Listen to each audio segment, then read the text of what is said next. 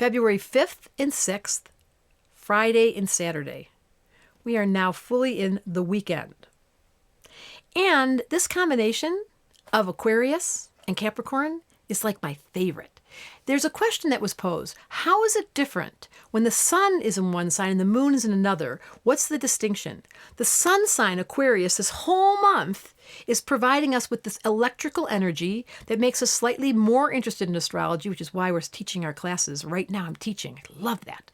We're teaching astrology during this month because in the month of Aquarius, when the sun is in a sign, think about it. The sun has this unbelievable influence, 93 million miles away from Earth, at the exact distance to not burn us too hot and not make us too cold. Who organized that? I always think about that. How did the sun get to be the exact distance on Earth? How did we as humans have this incredible capacity to be able to manage breathing, to know exactly where to get our food supply, to know exactly how to get ourselves built in homes and electricity and have funny little gadgets that make us watch videos because we are such an unbelievably designed system, said the Aquarian. It's all about Aquarius, the sun sign. That's the flavor. But the moon is the internal energy. It's up during the nighttime.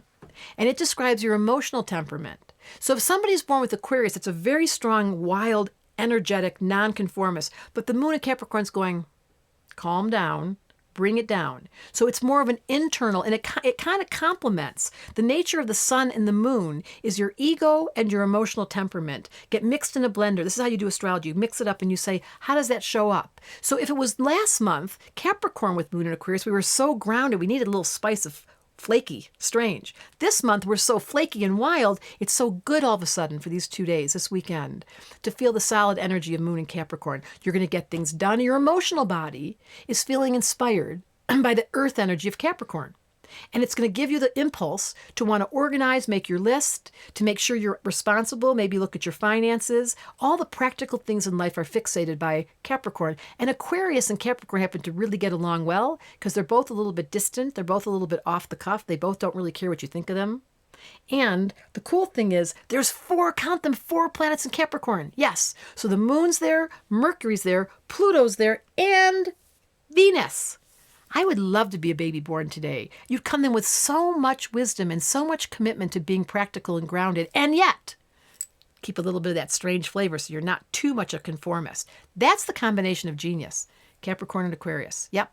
So if you want to activate your genius, what is your genius? It's a great question. No one ever takes responsibility for their genius. What's the part of you that really stands out? I'm an astrologer. I don't know if it's genius, but I've definitely got a gift after all these years of studying it. What is one of the things in life that you really are good at that you're too shy to admit? Because that's the problem with Aquarius, Capricorn. They don't like to admit how good they are at things because they always got in trouble for being so smart. I'm going to ask you, is there anything you could just secretly admit to yourself right now that, I'm not so bad at it? Write it below. And like my status. Brought to you by astrologyanswers.com and Debra Silverman Astrology.